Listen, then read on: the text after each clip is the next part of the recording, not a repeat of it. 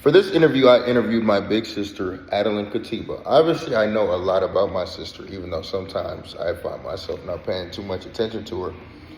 Um, we went over a multitude of things in this interview.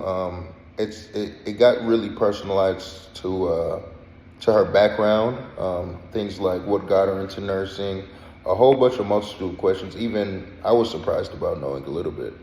I started this interview off by asking her a little bit about her background. Um, as a child, she lived in a lot of different places. Um, Started off in Atlanta, Georgia, where she was born, lived there till she was about 10, moved to Iowa, of all the places, Waterloo, Iowa, and after that, she moved to Beardstown, Illinois. She ended up going to high school in Fort Worth, Texas, at Foster Ridge High School, where she says really shaped her and kind of boosted her love for her education, because as a kid, she was a little bit of a struggle in the education realm. She found herself not really paying attention in classes, everything except science. That was big, she said, everything except science. She would find herself looking for more information after science classes and different things like biology and things of that nature. So it kind of piqued her interest a little bit. And when she got to high school, we had this thing called KCAL, which gave you a showed her different types of educational paths, and she took the nursing one. And ever since then, she hasn't looked back. I asked her what's really sparked her passion and fire in nursing. And what she hit on the most was her desire to watch people heal. For her, it gives her a sense of joy, happiness, gives her a desire and fire to come to work every day and give it her all. So that she works at a cancer center, MD Anderson to be specific. Watching people ring that bell is one of the most joyous things that she gets out of being a medical professional. It makes her feel like she did her job in the best way, the doctors did her job, and they did not fail the client, the patient. She said that really sparked it, and that really grew her and just gives her something to look forward to every day. She beats on the fact that waking up with a purpose and the ability to chase something is something that every human needs, and something that she takes a lot of pride in. We got into a little bit about her education post high school, and she mentioned the fact that she started off at Prairie View A&M, which is an HBCU located in Houston, Texas.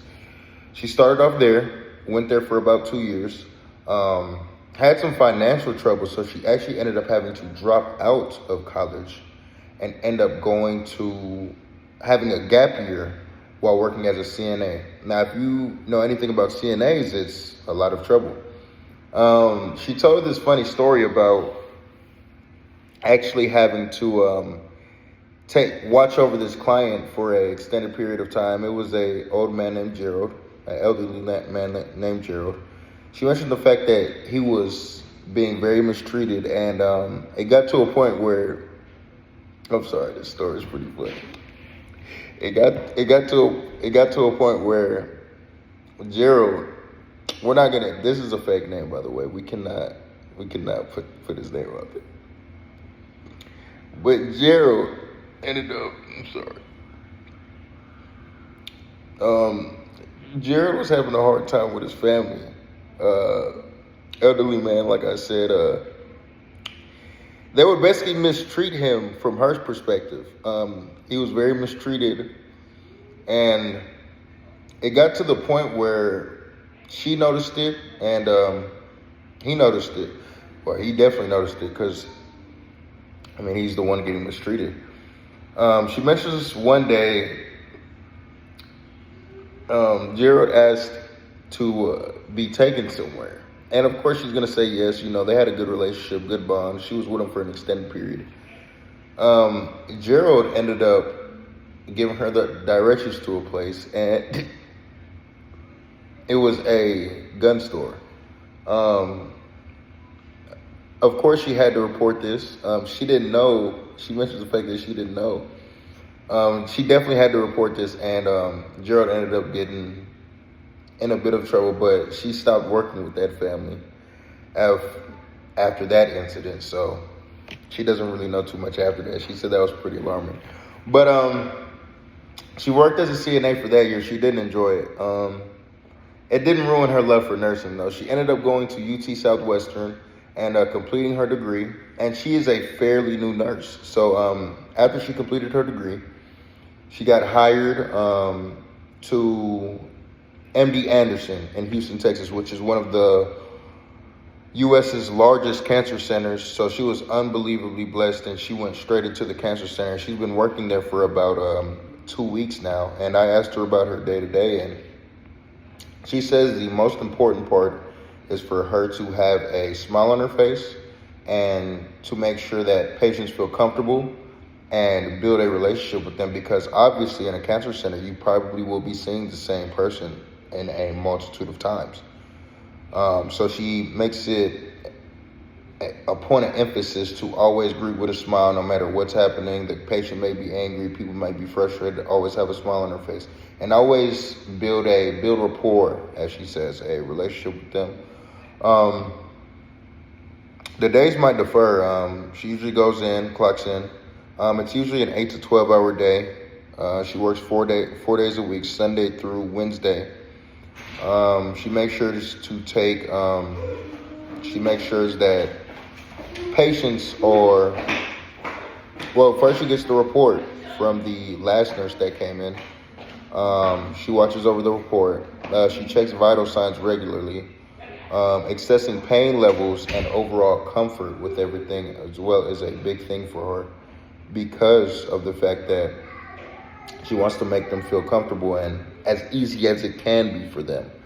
When she leaves, she builds a report for the next nurse to come in, so everything is understood and the patient doesn't have to reinsert themselves into a situation that was already completed.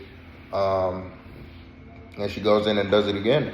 I also asked her what makes a good nurse, because this was very important to me, because obviously it's a whole bunch of different people, and some nurses might have a different perspective on it. She specifically said a good nurse has good people skills. They're very passionate, respond quickly, pay close attention to everything. They are adaptable. They do not wear their emotions on their sleeves, and they can refresh and do it again and again and again and again and again. And I also asked her, does she want to do this forever? And she says she does not know, but for the time being, she loves what she does and couldn't imagine herself doing anything else. That was basically the close of the interview.